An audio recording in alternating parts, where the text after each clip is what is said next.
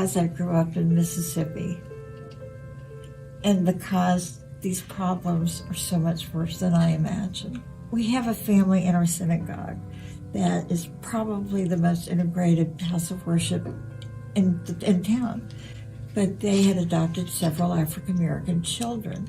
And one of them was telling me how she was hanging out with her white friends, and the police stopped and questioned her, asked for her dog's registration papers, etc.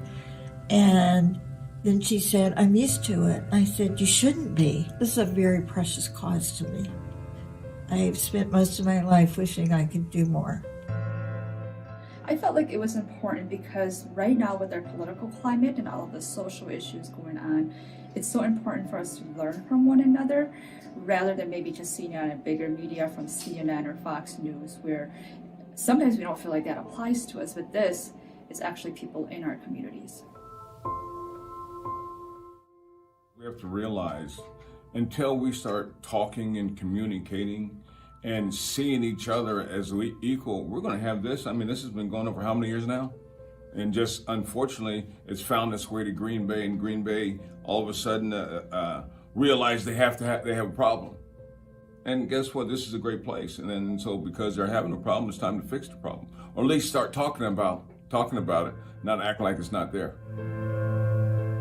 Because I'm a teacher and I teach about race and culture, and I felt like it's a good opportunity to contribute to educating our community on how to move forward in such an important moment.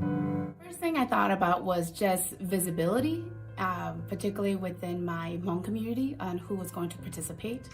And knowing my Hmong community was probably going to be no one, just because of how we're raised and how we're encouraged to be visible within the community. So I thought this was a good opportunity as somebody who kind of lives in both worlds in a sense. I'm a refugee that was born in a refugee camp who was Wisconsin raised here, and I thought I could bring both perspectives on kind of what race looks like within my community, within this dominant community in this Northeast Wisconsin region. For the people who don't have a voice, I feel like I'm able to speak out for them and myself.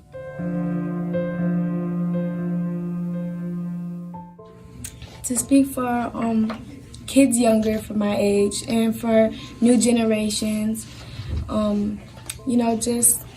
just to help out and stuff and just to make change happen.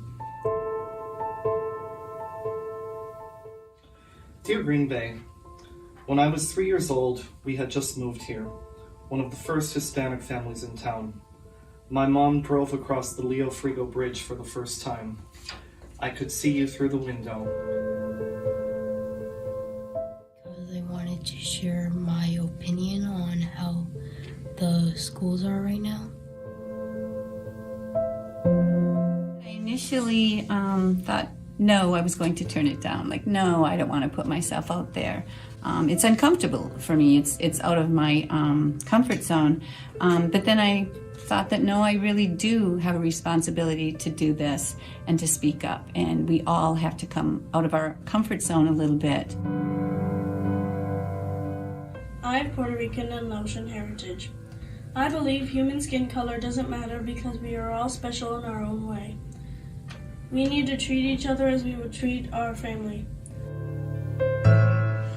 I think it's important for Green Bay to realize that our communities are changing.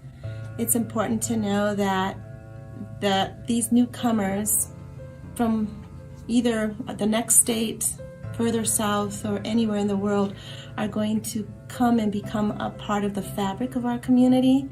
And the more we welcome them, the more we will all flourish. For me, I think equity, diversity, and inclusion builds communities. It enhances communities. And I'm just exhausted by the things that have happened about race relations in the United States since I've been alive. And this was an opportunity to really give a message, both to build up communities of color in our, and know that there's advocates and allies who want to fight and help. And for those that are in the white community to just give an opportunity to just listen and take in all the things that are happening.